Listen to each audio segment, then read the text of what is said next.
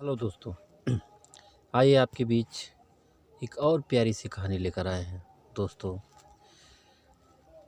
आज की इस नई कहानी का नाम है बुद्धिमान पत्नी। यह एक हिंदी मोरल स्टोरी है। अगर आपको Hindi story, bed time story या अच्छी अच्छी कहानियाँ सुनने का शौक़ है तो दोस्तों इस कहानी को आप पूरा ज़रूर सुनिए। तो चलिए हम कहानी की तरफ चलते हैं। महाराज चतुरसेन के वाहन सफ़ेद घोड़े अश्वसेन की मृत्यु हो गई थी। राज्य में सभी लोग बड़े उदास थे। महाराज ने पिछले एक हफ्ते से खाना पीना छोड़ दिया था।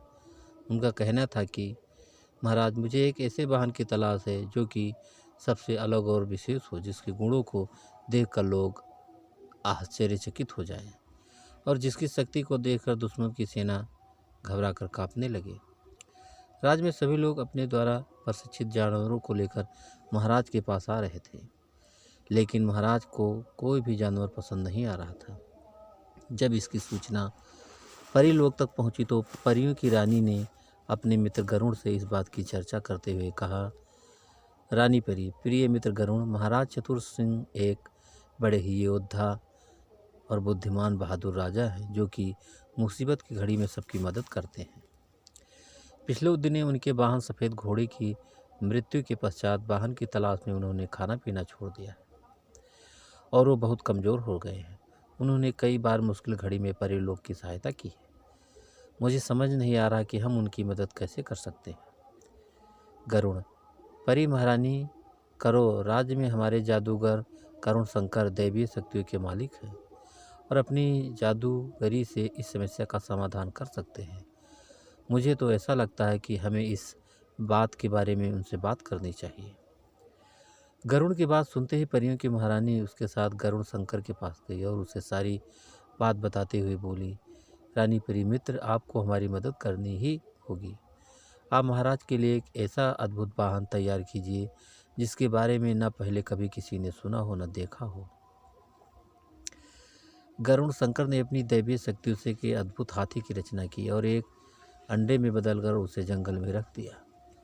गरुड़ शंकर, जल्द ही इस दिव्य अंडे द्वारा एक महान जानवर का जन्म होगा जो कि महाराज की इच्छा के अनुसार सभी प्रकार की शक्तियों से भरा हुआ होगा और महाराज का वाहन बनेगा।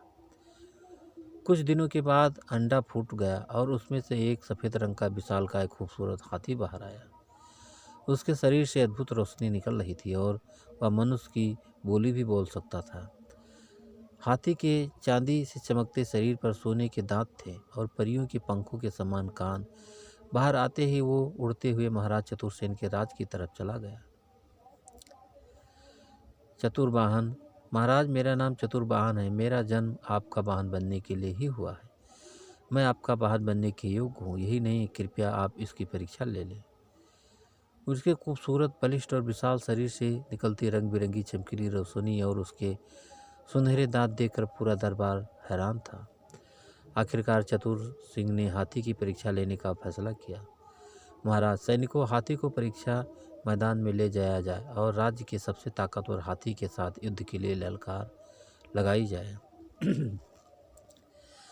चतुर्वाहन का शरीर चट्टान की तरह कठोर था। राज के हाथी ने चतुरसेन के शरीर पर जोर की ठोकर मारी और खुद ही बेहोश होकर नीचे गिर गए। चतुर्वाहन ने अपनी सूंड उठाकर महाराज का अभिवादन किया और अपने पंखों जैसे बड़े कानों को हिलाते हुए उड़ने लगा।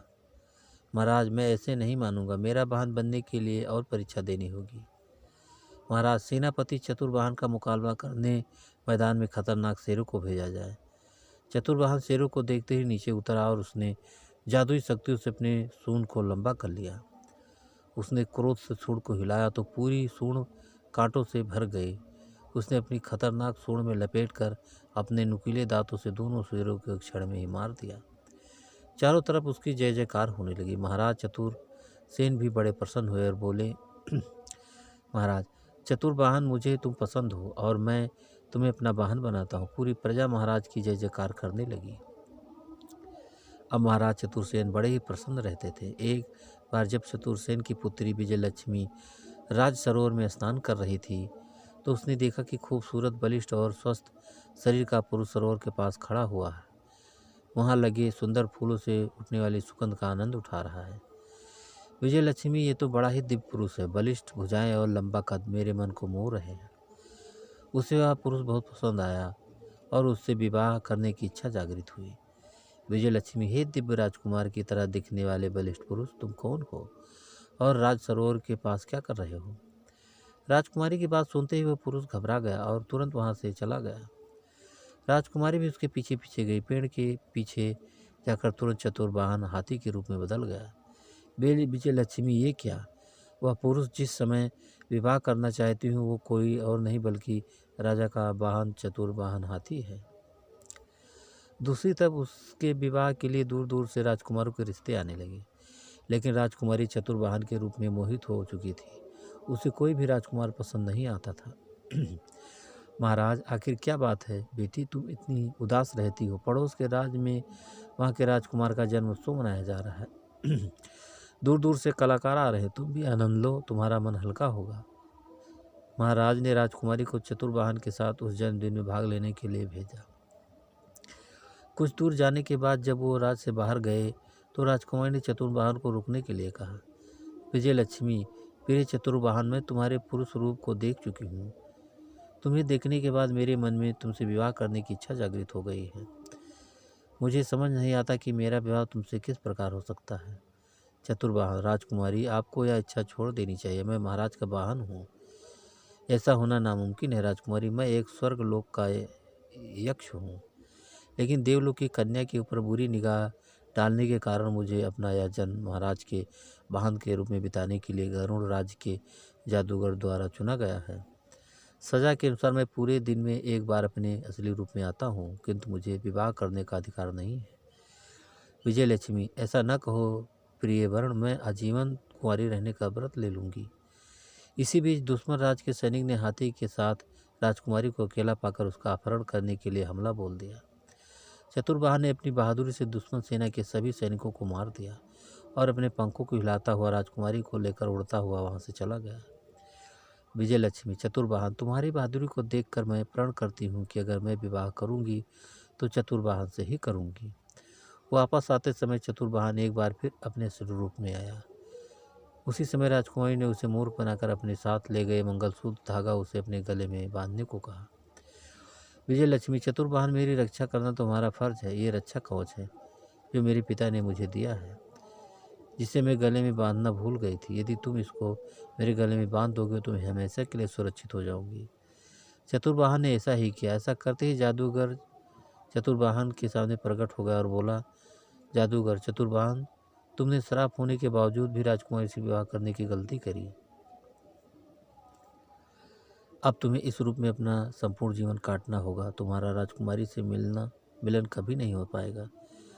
विजयलक्ष्मी, आप ऐसा मत करिए। चतुर्वाहन को मुझे पति के रूप में वर्ण करने दीजिए। इसके बदले मैं आपसे जो चाहो वो करूँगी। जादूगर, ऐसी बात है राजकुमारी, तो आपको अपने सच्चे पार की परीक्षा देनी होगी। धूमकेतु पर्वत पर हस्तशिला के नीचे हाथी दांत का बना हुआ एक मुकुट रखा है, जिसकी रक्षा 5 फनों वाला नाग करता है। अगर वह मुकुट लाकर आप मुझे दे देती हो तो मैं चतुर्वाहन को इस हिसाब से मुक्त कर दूंगा। चतुर्वाहन, लेकिन ये कैसे संभव है? वो पंचमुखी नाग तो जादुई शक्ति वाला है और मायावी है। वह किसी को भी पल भर में जलाकर भस्म कर सकता है। विजयलक्ष्मी, आप चिंता न करें, मैं आपको इस हिसाब से मुक्त करवा कर ही रहूंगी। राजकुमारी चतुर्वाहन की पीठ पर बैठकर धूमकेतु पर्वत की तरफ चल पड़ी। चतुर्वाहन, राजकुमारी, हम पर्वत पर तो पहुंच चुके हैं, इसके आगे मैं नहीं जा सकता। आगे की यात्रा आपको अकेले ही तय करनी होगी। अभी भी वक्त है, आप अपने प्राणों को मुश्किल में डालने से बच सकते हैं। विजयलक्ष्मी, चतुर्वाहन, तुम महाराज की सेवा में जाओ, मैं जल्द ही तुमसे मिलूंगी। राजकुमारी पर्वत पर अपनी चढ़ाई शुरू करती है। उसके पैरों में पत्थर और कांटे लगने के कारण खून निकलने लगता है कि तभी वहाँ एक बूढ़ी औरत आती है। बूढ़ी औरत, तुम कौन हो? किसी राजकुमारी की तरह दिखाई पड़ती हो। क्या तुम्हें पता नहीं कि यह पर्वत बड़ी ही खतरनाक है, हर कदम पर खतरा है? विजयलक्ष्मी, लेकिन आप कौन हैं और इस खतरनाक पर्वत पर क्या कर रही हैं? बूढ़ी औरत, तुम्हें क्या बताओ राजकुमारी, मैं नीलम परी हूँ, लेकिन पंचमुखी नाग के मुंह से निकलने वाले विष के कारण इस रूप में आ गई हूँ। परी लोक में अब मुझे कोई भी नहीं पहचानता। मुझे अपना जीवन इस खतरनाक पर्वत पर ही गुजारना होगा, लेकिन तुम अपने जीवन को बचा सकते हो। विजयलक्ष्मी, आप परेशान ना हो, आप मेरे साथ महल चलिए, वहाँ आपके खाने पीने की पूरी व्यवस्था की जाएगी। बूढ़ी औरत, तुम सच में बहुत ही अच्छी हो। मैं पंचमुखी नाग के महल में दासी का काम करती हूँ। मुझे उसकी मृत्यु का राज पता है। उसे मरने में तुम्हारी मदद करती हूँ, लेकिन उसके लिए तुम्हें मुझसे वादा करना होगा। विजयलक्ष्मी, बताइए माँ, आप क्या चाहती हैं? मैं अपने पति को वापस पाने के रूप के लिए सब कुछ करने को तैयार हूँ।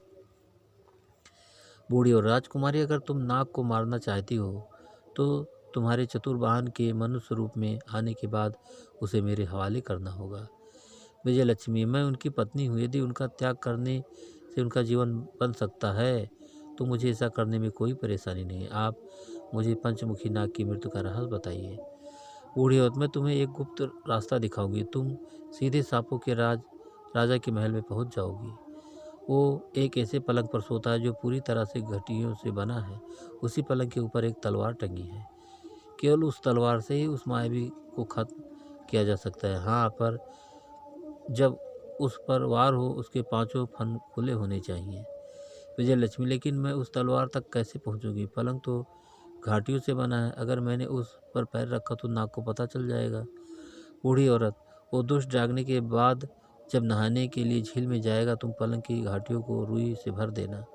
फिर पलंग पर चढ़कर वो तलवार निकाल लेना और छुप जाना। जब वो वापस सोए तो धीरे से उसकी पूंछ पर मार देना। वो तुरंत जाग जाएगा और अपने सारे फन फैला लेगा। उसी समय, इससे पहले कि वो तुम्हें देखे, तुम उसके फनों को काट देना। राजकुमारी ने बुढ़िया की बात मानकर एक रुई की बोरी उठाई और बुढ़िया के बताए रास्ते पर चल दी। वहाँ उसने वही किया जो बुढ़िया ने उसे बताया था। पलंग के ऊपर टंगी तलवार उठाई और छुप गई। उसने सांप की पूंछ पर वार किया। फिर सांप के जागते ही एक झटके में उसके पांचों सर काट दिए। सांप के मरते ही पहाड़ सांप की दहशत से मुक्त हो गया। विजयलक्ष्मी, अब मुझे बिना देर किए जादूगर को हाथी दांत का मुकुट दे देना चाहिए। राजकुमारी जल्दी से जादूगर के पास पहुंची और वो मुकुट उसके हवाले कर दिया। मुकुट के मिलते ही जादूगर ने मुकुट चतुर्वाहन के सर पर रख दिया और देखते ही देखते चतुर्वाहन एक राजा के रूप में बदल गया। चतुर्वाहन, राजकुमारी, तुमने मुझे मनुष्य में रूप में बदल दिया, लेकिन मैं तुम्हारे पिता के साथ अन्याय नहीं कर सकता। वह मुझ पर बहुत विश्वास करते हैं। मैं सदैव उनका वाहन बनकर रहना चाहता हूँ। विजयलक्ष्मी, लेकिन आप अब मेरा अधिकार नहीं है। फिर मैं आपको क्या दे सकती हूँ? आपकी जान के बदले मैंने आपको पर्वत पर रहने वाली परी को दे दिया। राजकुमारी की बात सुनते ही वहाँ पर परी प्रकट हुई और बोली, परी, राजकुमारी, मैं तुम्हारे प्रेम की परीक्षा ले रही थी। तुम और चतुर्वाहन दोनों ही अद्भुत हो। चतुर्वाहन का महाराज के प्रति प्रेम देखकर मैं तुम दोनों को चतुर्वाहन के प्रति रूप में एक दूसरे हाथी देती हूँ, जो चतुर्वाहन की तरह ही पूरी शक्ति से महाराज की सेवा करेगा। राजकुमारी महाराज को सारी बात बताती है। राजकुमारी के प्रेम और चतुर्वाहन की ईमानदारी से महाराज बहुत खुश होते हैं और धूमधाम से राजकुमारी का विवाह चतुर्वाहन से हो जाता है और उसे राज्य का सेनापति बनाया जाता है। वो राजकुमारी के साथ उसके पति के रूप में खुशी खुशी जीवन बिताने लगता है। तो दोस्तों, ये कहानी आपको कैसी लगी हमें कमेंट करके ज़रूर बताइएगा और दोस्तों एक लाइक ज़रूर कर दीजिएगा, क्योंकि आपके लाइक से हमें मोटिवेशन मिलता है। और दोस्तों, अगर अभी तक आपने हमारे चैनल को सब्सक्राइब नहीं किया है तो प्लीज़ जल्दी से आप हमारे चैनल को सब्सक्राइब कर लीजिए, जिससे इसी तरह अच्छी अच्छी और प्यारी प्यारी कहानियाँ आप लोगों के बीच पहुँचाता रहूँ और आप लोग कहानियों का आनंद उठाते रहें। तो दोस्तों, एक नई कहानी के साथ आपसे फिर मुलाकात होगी। तब तक के लिए नमस्कार।